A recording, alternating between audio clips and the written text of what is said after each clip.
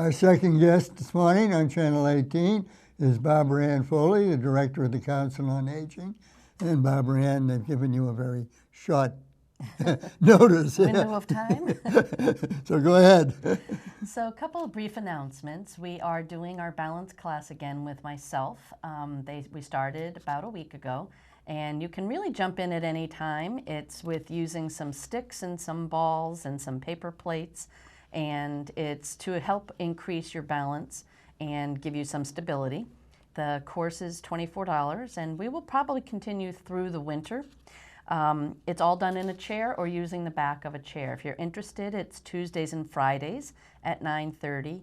And unfortunately, I have to say, it changes room to room each week because of the availability in the building. So if you are interested, do call and find out where that week's class will be held.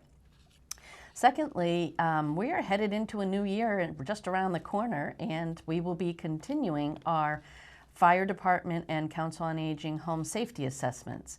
They have been quite popular. We have done quite a lot of work in replacing smoke detectors and carbon monoxide detectors and pulling up scatter rugs and trying to truly make people safe.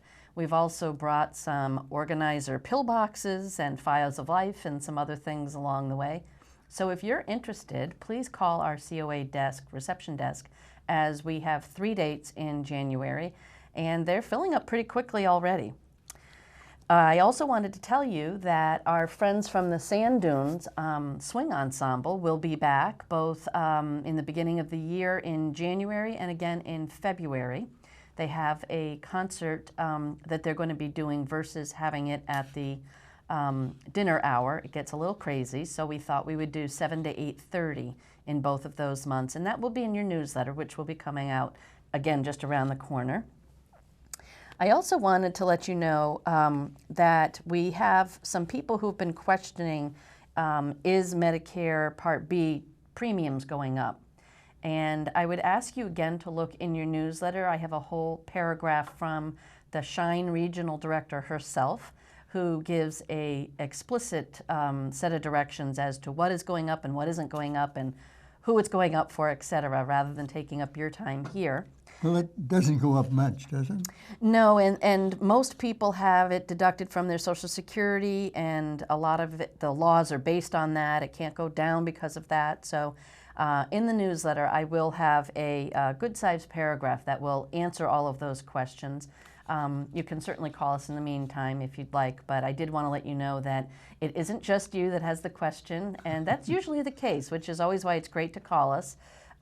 Because people do have questions and they think, oh, I'm the only one and it's a dumb question. It's never a dumb question. So please don't hesitate to call us when you do have questions, and that one will be answered in your newsletter. And lastly, we have a quick announcement about emergency management and bad weather time frame.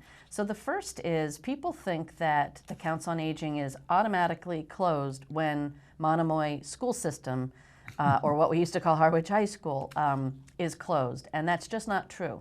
We do have some instructors, our friend Charlie Abate and others, who teach classes, and they do tell their students that they will not have class if the schools are closed, and that's fine, but I do want to let you know that we are open until the town administrator and those in charge decide that we're closed, and the best way to find that out is by radio. And all of the radio stations are also in the newsletter on the front page so that no one has any questions.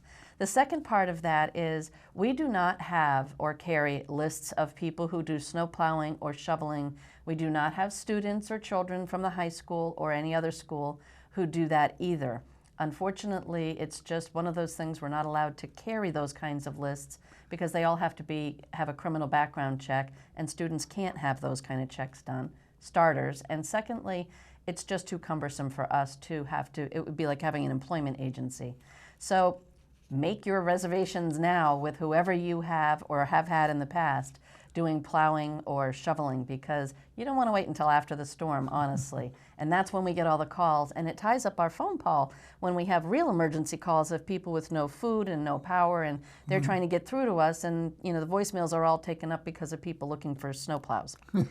So the last thing I'll tell you— Everybody has something they want. They do. And the last thing I'll tell you with that is, if you do want to receive a call, if the tech school is opening and we've had a really bad storm and you want to receive a call in those kinds of terrible weather from me, you need to give me a call now, especially those of you that are in senior housing complexes like the Pine Oaks Villages and Beach Plum and Country Meadows and those kinds of, the Anchorage, those kinds of places, because not everybody gets those calls automatically. They're based on our water department customer list. So if you're not sure or you're definitely not getting calls, please call me at the COA and I will get you on that list and we will get you to a safe place. If you do have an animal, the tech school does take animals. We do have crates available here. So lots more to come on that, but please don't hesitate to call us and get on that list to be called in bad weather. That's finally it for me. Well, I think you're well within your 10 minutes. Hopefully. So there's a lot there, and I hope everybody paid attention.